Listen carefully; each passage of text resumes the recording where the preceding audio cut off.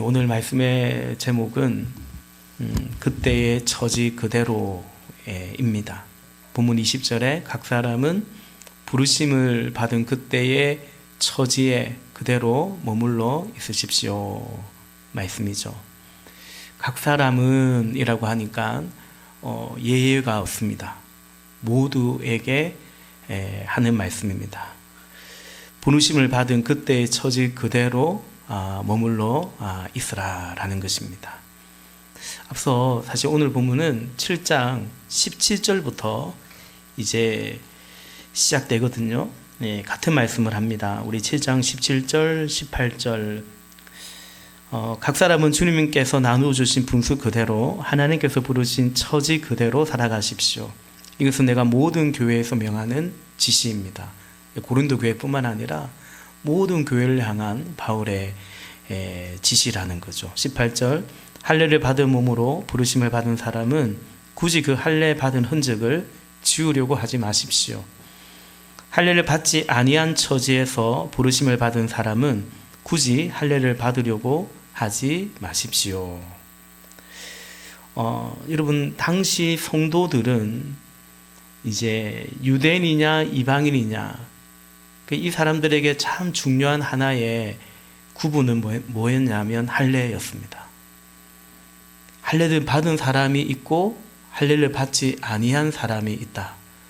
유대인들은 이 세상에 그런 두 종류의 사람이 있다.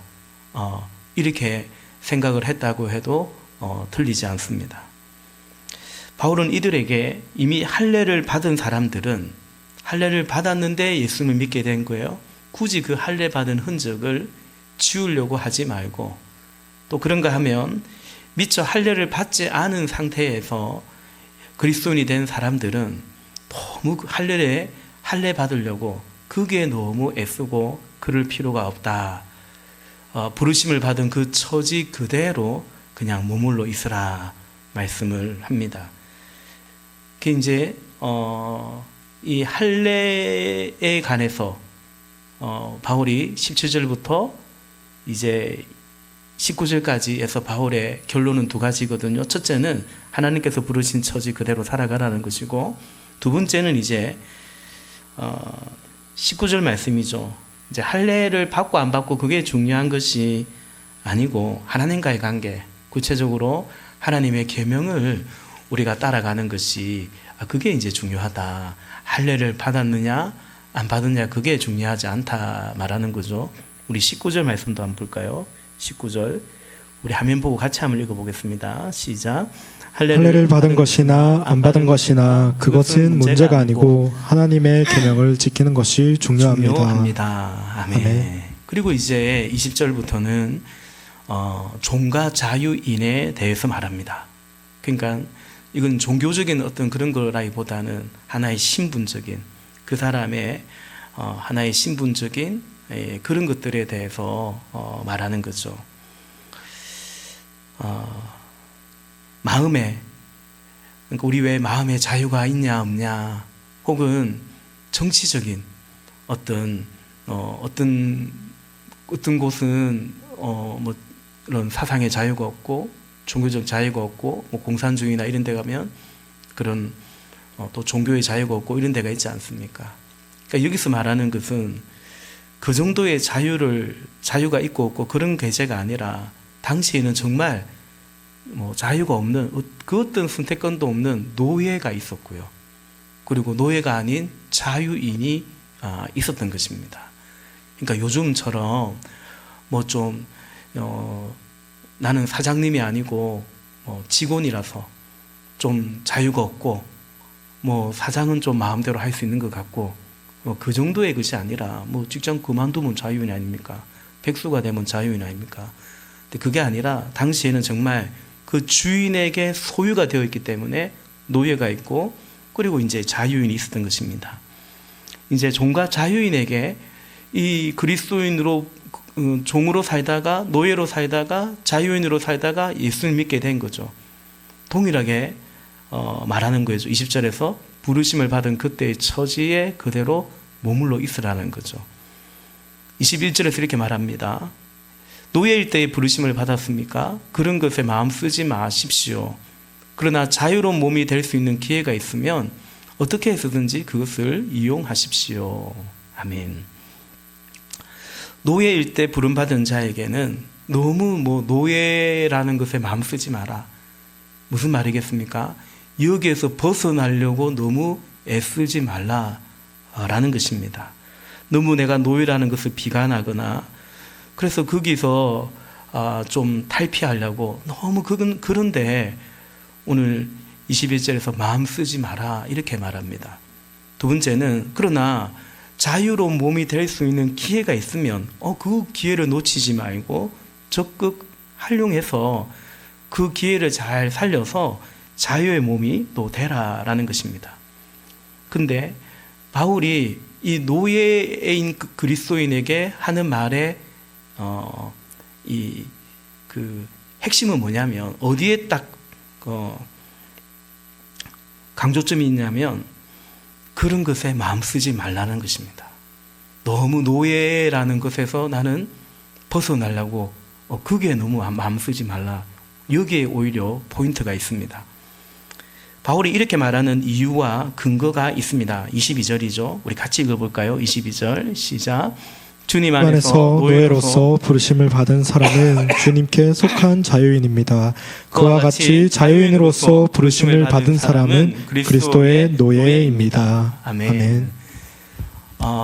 바울은 주님과의 관계를 말합니다. 주님 안에서 노예인 자는 이제 그리스도 안에서 자유인이다 말하고요. 또 반대로 자유인인 사람들은 이제 주님 안에서는 그리스도의 노예다 이렇게 말합니다. 23절은 이 사실을 더 명확하게 설명합니다. 23절 여러분은 하나님께서 값을 치르고 사신 사람입니다. 그러므로 사람의 노예가 되지 마십시오. 아멘. 값을 치르고 사신 사람. 당시의 노예는 값을 치르고 누군가가 그를 산 겁니다. 그래서 노예가 됐습니다. 그리고 대신 누군가가 그 값을 치러주면 이제 주인이 바뀌기도 하고 또 그 값을 치고 그 사람이 자유를 주고 싶으면 이제 그 노예는 자유인이 되기도 하는 것입니다. 원래는 사람의 노예인데 이 노예가요, 더 나아가 영적으로는 죄의 노예이고 그 어떤 염려와 두려움의 이런 것들의 노예이고, 그런데 하나님께서 값을 치르고 사셨다라는 것입니다. 그러면 이제 새 주인이 생기는 것입니다. 그러므로 사람의 노예가 되지 마십시오. 사람의 노예가 아닙니다. 그리스도의 노예, 그리스도의 종입니다 라고 말하는 것입니다. 근데 노예인데 그리스도의 노예는 다만 노예가 아니라 노예이면서 뭐예요? 하나님의 자녀죠. 우리는 예수님의 종이면서 하나님의 자녀입니다. 우리 새로운 삶에 공부할 때 파이스라는 헬라어 단어를 배우는데 그 단어가 두 가지 뜻으로 번역이 됩니다. 자녀라고 번역도 되고 종이라고도 번역도 되고, 그래서 실제로 그 파이스라는 단어가 우리 성경 곳곳에서 어떤 구절에서는 자녀로 번역이 되고 어떤 구절에서는 종으로 번역되었다. 우리의 두 가지 양면성을 가지고 있는 우리의 신분입니다. 그리스도인의 신분입니다. 다만 노예가 아니고 하나님의 자녀다라고 말씀하시는 거죠. 여러분 오늘 본문은 우리가 통독을 쭉 해오다가 얼마 전 고린도 전서 후서를 읽으면서 묵상이 좀 이제 읽어지고 묵상을 했습니다. 어떤 생각이 들었냐면 내가 노예라면이라는 생각을 해봤습니다. 내가 노예인데, 이 당시에 노예인데 예수님을 믿은 그리스도인이 된 겁니다. 내가 지금 이 노예라면 바울의 이 말이 어떻게 들릴까? 어쨌든 그 생각이 들었습니다. 왜 그런지 그 생각이 들었습니다. 여러분, 바울은 노예인가요? 자유인인가요? 바울은 자유인입니다. 정통 유대인이고요. 그리고 로마 시민권자이기도 했습니다. 그러니까 종교적으로 그리고 정치적으로 절대적으로 자유를 가진, 요즘식으로 말하면 상위 몇 프로 안에 드는 사람이라고 할 수 있습니다. 그는 종교적으로는 정통 유대인이고요. 그리고 그 당시 최고의 하나의 또 어떤 하나의 건세라고 할 수 있는 자격이라고 할 수 있는 로마 시민권을 가진 사람 그게 많지 않습니다. 그래서 바울의 이 말을 노예인 사람이 만약 내가 노예라면 노예인 내가 듣는다면 이런 생각이 들지 않을까? 당신은 노예가 아니잖아. 당신은 노예가 아니니까 그 말 참 쉽게 하네. 그냥 노예로 그대로 살라고? 그 처지 그대로 살라고? 그리스도 안에서 이제 자유하니까 괜찮다고?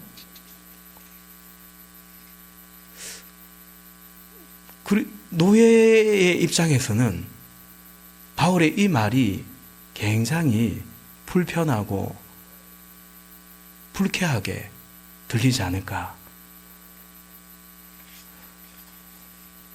그런 생각을 해보게 됩니다. 여러분 안 그런데 저는 못 돼가지고 그런 생각이 지는 노예도 아닌데 그 말 함부로 하네. 노예로 살아봤어? 노예로 사는 게 얼마나 비참한 건지 당신이 알아? 내만 노예가 아니고 내 자식도 노예가 되는데 뭐 그냥 노예 그대로 있으라고? 그리스도가 우리를 자유케 했으니까 이제는 자유인이라고? 설득이 될까? 얼마나 와닿을까? 이런 생각을 해보게 됩니다. 지난 주일에 예배 가운데 제가 이런 말씀 드린 것 같습니다. 예수님 믿고 예수 믿고 뭐가 되고 싶으시냐고요. 예수 믿고 어떤 사람이 되고 싶으시냐고. 예수 믿고 어떻게 살고 싶었는지. 예수 믿고 어떻게 살고 싶냐 그 말씀 드렸죠. 혹시 여러분 예수 믿고 오늘 본문의 말씀처럼 여러분 예수 믿고 그냥 그 처지 그대로 사세요. 그냥 여러분의 우리 각자도 처지라는 게 있지 않겠습니까? 우리 지난 주일에 내 모든 형편 잘 아시는 주님이라고 고백했는데 우리 각자의 형편이라는 게 있지 않겠습니까?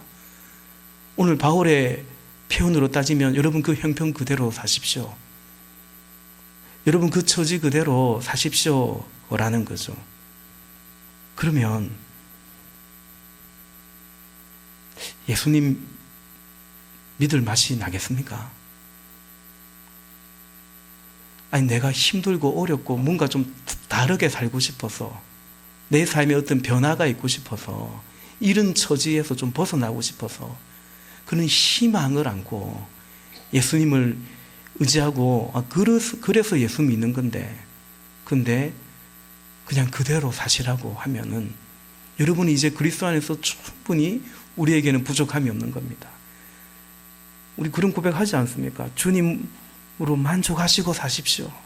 그냥 그대로 사십시오.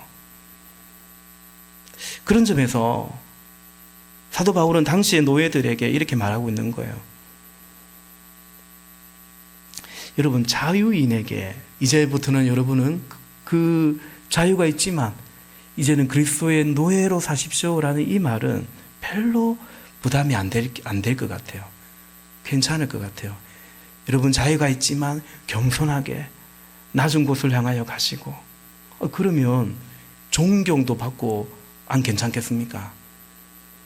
그렇게 듣기 거북한 말은 아니고 그런 고상한 믿음과 인격까지 갖추라는 그래 그럼 좋지 그렇게 들릴 것 같은데 근데 노예들에게 그 처지 그대로 너무 맘 쓰지 말고 특히 이 세번역으로 했지만 어쨌든 몇 절입니까? 21절에 너무 마음 쓰지 말아요. 이 말이 노예들이 듣기에 거북한 말은 아닐까. 지금 이렇게 말하고 있는 바울의 이 결론은 뭐냐면 24절이거든요. 우리 24절 같이 읽어보겠습니다. 시작. 형제자매 여러분 각각의 부르심을 받은 그때의 처지에 그대로 있으면서 하나님과 함께 살아가십시오. 아멘. 아멘. 여러분, 바울이 말하고자 하는 것은 이것입니다.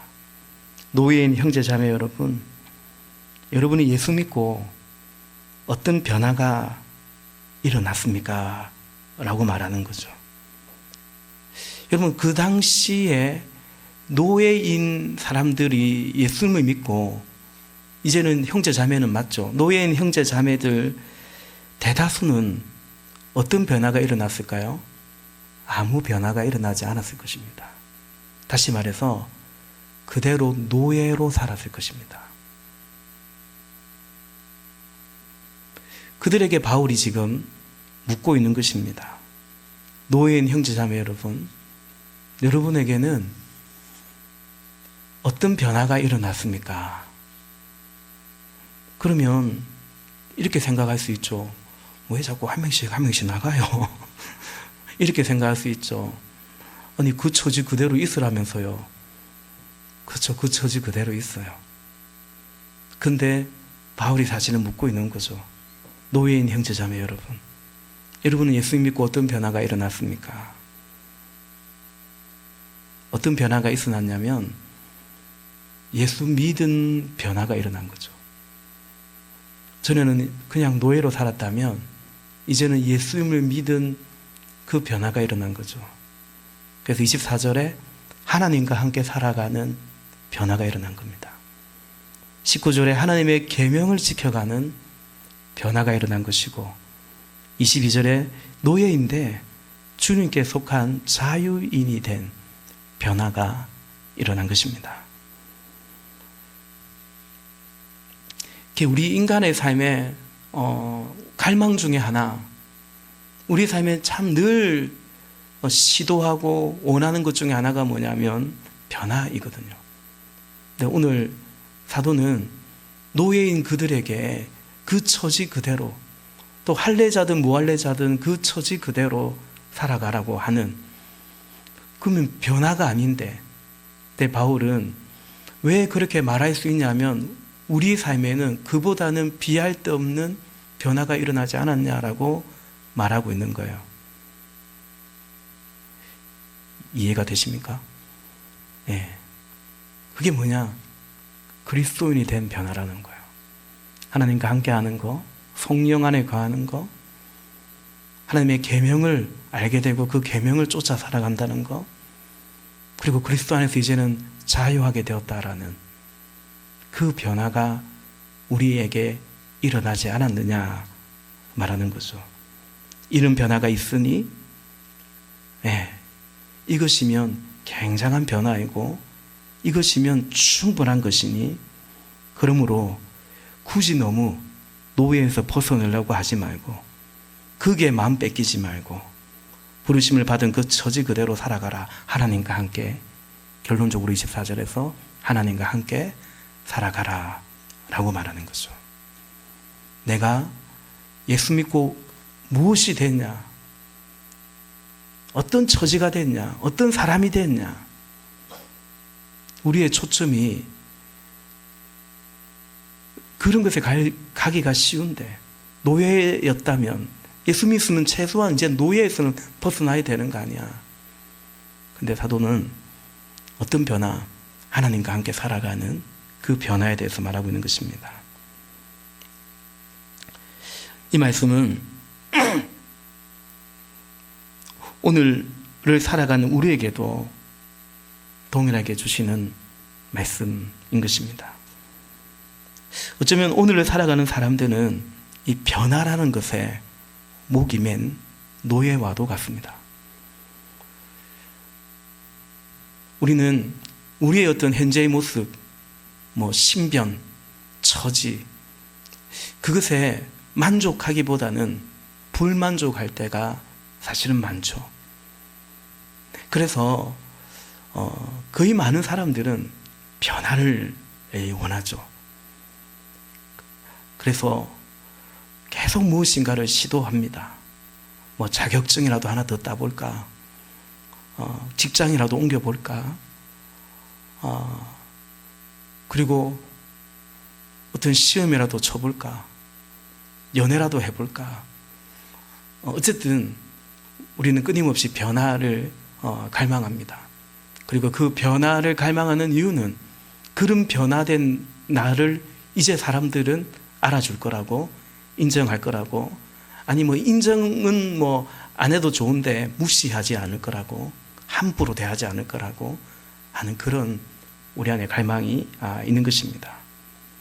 그러므로 부르심을 받은 그대로, 그 처지 그대로 살아가라는 이 말씀은 참 절망적인 말이고, 이런 설교는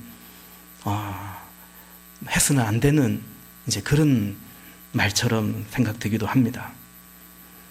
어쩌면 그 처지 그대로 살 바에야 신앙생활은 왜 하냐? 교회는 왜 당기냐? 이런 생각마저 들 것 같습니다. 그런 점에서 여러분, 이 대림절의 시간들을 보내고 있는 우리가 우리의 믿음을 돌아보기를 원하는 것입니다. 기독교는 희망, 그냥 단순히 희망 혹은 희망 고문의 종교가 아닙니다. 기독교는 참 소망과 참 희망의 진리입니다. 다만 여기서 말하는 희망은 우리의 처지나 신변의 그것만은 아니죠. 저는 오늘 본문을 읽으면서 아까 말씀드린 것처럼 내가 노예라면 바울의 이 말이 어떻게 들릴까 생각이 들었고, 두 번째는 어쨌든 저도 말씀을 전하는 자로서 이런 말씀을 전한다면 우리 성도들은, 특별히 우린 또 젊은이들이 많은데 우리 젊은이들은 어떻게 받아들일까 라는 생각을 하면서 본문을 쭉 묵상하고 기도하면서 든 생각은 뭐냐면 복음입니다. 복음과 복음의 능력에 대해서 묵상해 봅니다. 바울이 결국은 우리에게 일어난 사건이 바로 그 복음이라는 것을 말하고 있기 때문입니다. 복음은 부르심을 받은 그 처지 그대로를 초월하는 것이죠. 그러니까 예수 믿음이라는 그것은 예수 믿고 뭐가 되는가에 대해 이것을 초월하는 것입니다. 그래서 노예인 형제 자매 여러분, 그런 것에 마음 쓰지 말고 그 처지 그대로 살아가십시오라고 사도가 말하고 있는 것입니다. 이해되십니까?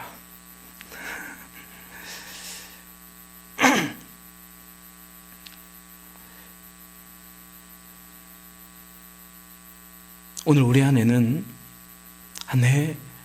이 처지 그대로는, 한마디로 내 이대로는 못 산다. 때로 그런 것이 있습니다. 내 이대로는 못 산다.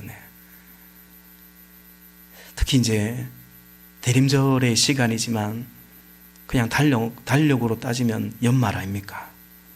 연말이 다가오면 종종 그런 생각이나 혹은 우울감이 들기도 합니다. 변화, 내가 원하는 변화, 특별히 새해를 맞이하면서 야무지게 가진 그 기대가 있는데 그것이 이루어지지 않은 것 같은, 올 한 해 뭐 했냐? 또 우리는 또 하나님과 모든 걸 같이 생각하잖아요. 내 삶에 하나님께서 이루어 주신 것이 뭐가 있나?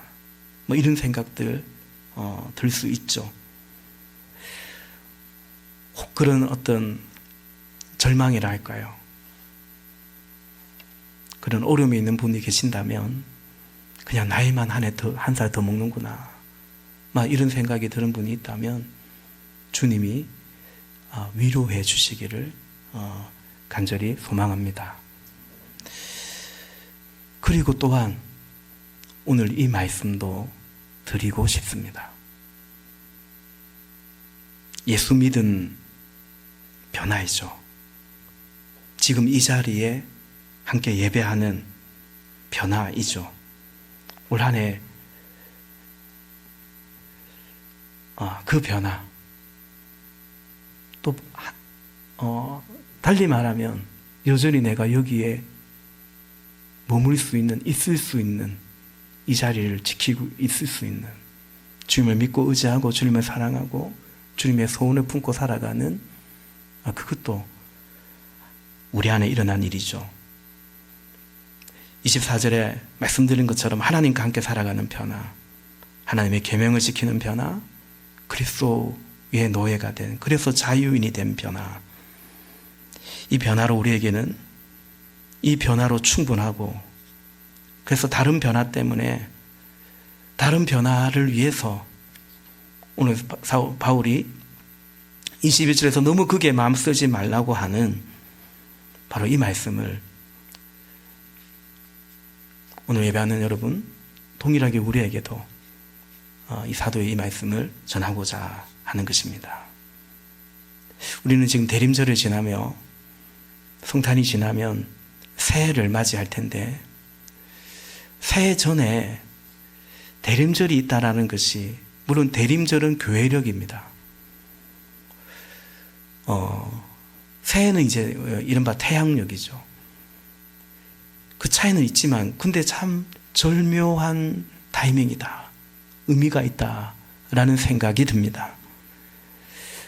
우리는 대림절을 보내면서, 대림절은 우리의 소망이 다시 오실 그 주님이 우리의 소망이라는 거, 그걸 우리가 기도하고 묵상하며 다시 한번 고백하는 것이 대림절이라면, 그 소망을 가지고 우리는 새해를 맞이하는 거거든요. 새해를 맞는 우리의 성도의 소망이 결국은 예수님이다라는 것입니다. 사랑하는 여러분, 21절에서 바울이 노예에게 말하듯이 자유로운 몸이 될 기회가 있다면 그 기회를 잘 살리라고 말하지 않습니까? 예, 그렇습니다. 변화의 기회가 있다면 또 그 기회를 잘 살리고 또 그 변화를 차곡차곡 잘 준비하시기를 바라요. 취업을 준비하시고요, 시험을 준비하시고요, 그런 기회를 살려가야 합니다. 악하고 게을러서는 안 되겠죠. 그러나 오늘 말씀의 결론처럼, 오늘 본문의 오늘 말씀의 결론은 이것입니다. 24절이죠. 우리 한 번 더 같이 읽고 말씀을 마치겠습니다. 24절 시작. 형제자매 여러분, 각각 부르심을 받은 그때의 처지에 그대로 있으면서 하나님과 함께 살아가십시오. 아멘. 말씀을 맺겠습니다. 말씀을 마무리하면서 두 구절 말씀을 좀 보고자 하는데, 첫 번째는 빌립보서 1장 21절 말씀입니다.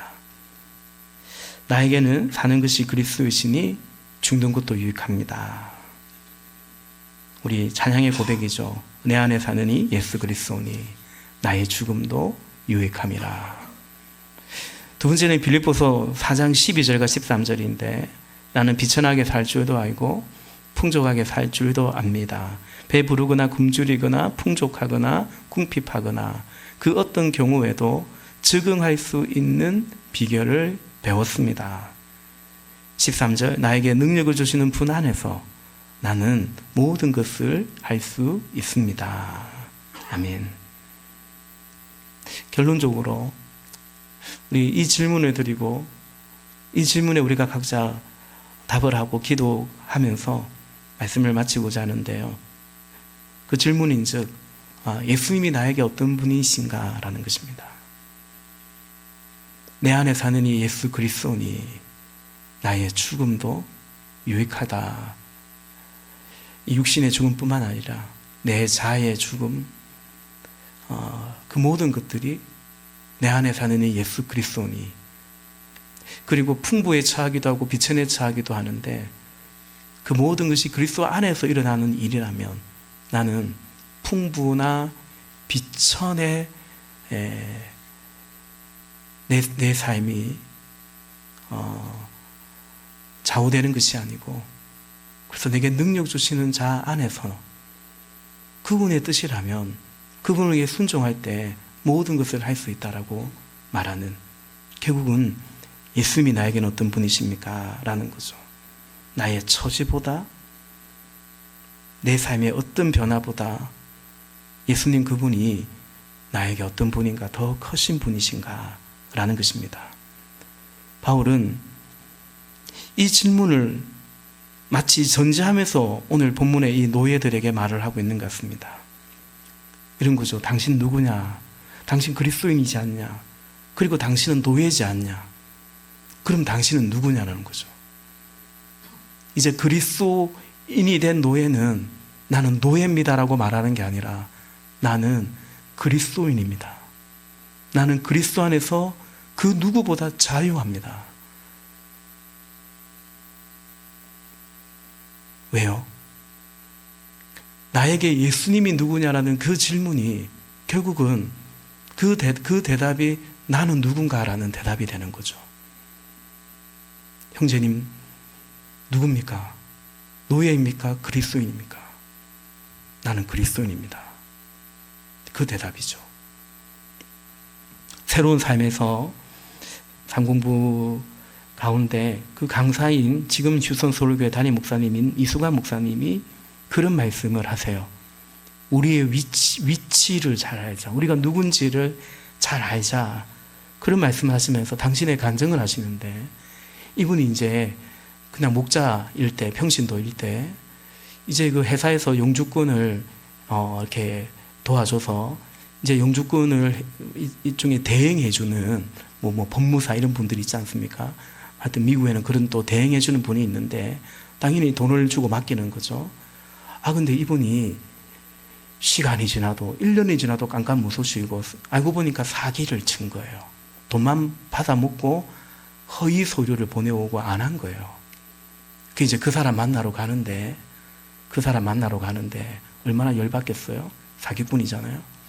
그 사람 만나러 가는데 이수광 목사님이 내가 누군가 그 생각을 했대요. 나는 그리스도인이다. 나는 목자다. 그러면서 그 사람을 어떻게 하면 내가 좀 도울 수 있을까? 왜 그렇게까지 살아갈까? 어떤 이유로 그 사람이 지금 그렇게 되었을까? 그런 마음이 들더래요. 그래서 실제로 만나서 왜 무슨 일이 있냐고. 그러니까 이런 일을 하시면서 왜 원래는 안 그랬는데 왜 이런 나쁜 행동을 하시냐고. 내가 당신을 좀 돕기를 원한다고. 그래서 그분이 예배당에 나오고 그리고 이제 예배당 나오다가 좀 말았대요. 근데 나중에 그분에게 메일이 왔는데, 편지가 왔는데 그때 당신을 만나지 않았더라면 나는 자살을 했을 거라고 그 고백을 했더래요. 자기도 내가 이렇게까지 살아야 되나? 내가 왜 내 신세에 왜 이래 됐나? 그 좁은 한인 사회에서. 그러니까 죽으려고 했대요. 근데 이수관 목사님이 당신을 속여먹고 돈 받아먹은 그 사람을 나의 위치를 알자. 나는 그리스도인이지 않는가? 나는 목자이지 않는가? 그런 마음으로 했다는 거죠. 지난 월요일날 제가 교회에서 집에 가다가 뒤에서 차가 신호받고 있는데 박았어요. 근데 제가 그 예습을 이제 새로운 산 예습을 하고 이제 갔거든요. 그 순간 내가 누군가 나의 위치를 알자. 그래서 근데 놀랍게도 마침 신호받고 있는데 제가 룸밀러로 뒤를 봤는데 뒤에서 차가 달려오는 게 보이더라고요. 하여튼 시커먼 게 확 오더라고요. 그래서 제가 핸들을 꽉 붙잡았거든요. 그냥 받쳤으면 훨씬 많이 몸 상태가 안 좋았을 것 같아요. 그리고 제가 내려가지고 이 사람이 안 내리는 거예요. 뒤에서 박았으면 내려야 될 텐데. 그럼 제가 내려가지고 나중에 내리더라고요. 또 남자분인데 첫 마디가 뭐냐면 죄송합니다. 제가 졸았습니다. 그러는 거예요. 근데 그 말을 하는데 제가 어깨를 도닥거려 드렸습니다. 얼마나 피곤했으면. 그래서 차를 옆으로 빼자고.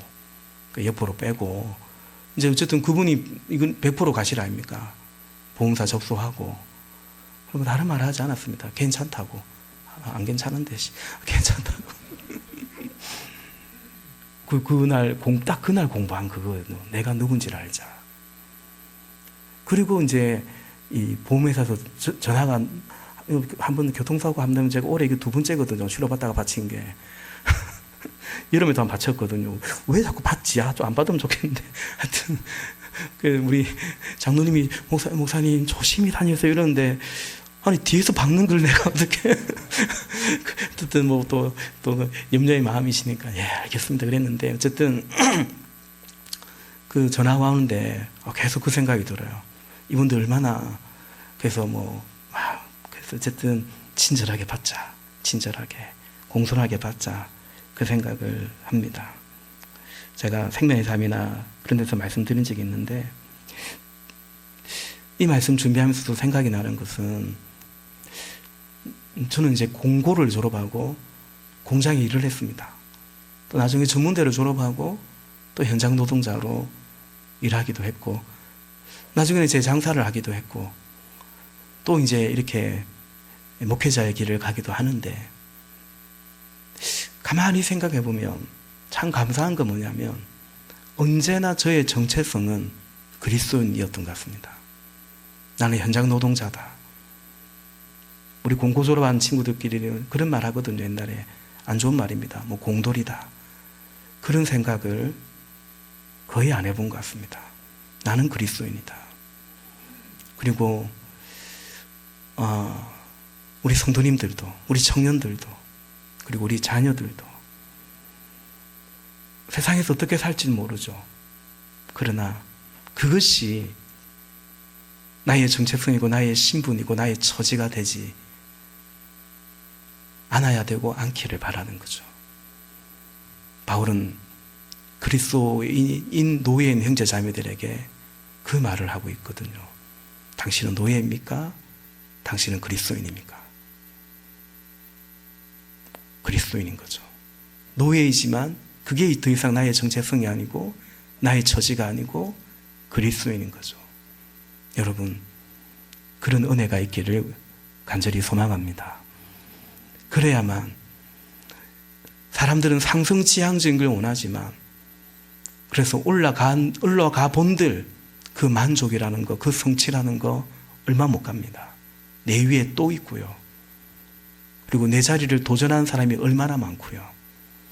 결국은 지금 내 처지 때문에 내 삶이 그런 거 아닙니다. 결국은 우리가 주님과의 관계. 그래서 오늘 바울의 본문의 결론은 24절에 그 처지 그대로 하나님과 살아가라는 거죠. 그럴 수 있기를 특별히 대림절에 보내며 우리 안에 우리의 믿음이 다시 한번 주님과의 관계로 말미암아 그것이 믿음이요 우리의 삶이요 우리의 삶의 열매가 되시기를 예수님의 이름으로 축복합니다. 우리 이 시간 같이